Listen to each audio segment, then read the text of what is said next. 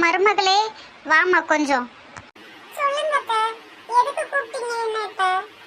மாவு தீந்து போச்சுன்னு கிச்சன்ல கிரைண்டர்ல மாவு போட்டு விட்டேன். நம்ம கிரைண்டர் வேற அடிக்கடி நின்றுது பத்துக்கோ. நீ உள்ள போய் கிரைண்டர் ஓடுதான்னு பார்த்துட்டு வாமா கொஞ்சம். போம்மா. அவ்வளவுதானே அத்தை, நான் போய் இப்ப பார்த்துட்டு வரேன் பாருங்க. என்ன இது இவ்வளவு நேரமாகியும் மீனாவை காணுமே.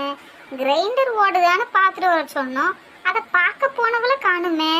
எங்க போனா இவ? சரி நம்ம தான் போய் பார்க்கணும் போல கிரைண்டர் என்னாச்சுன்னு. போவோம் நம்ம.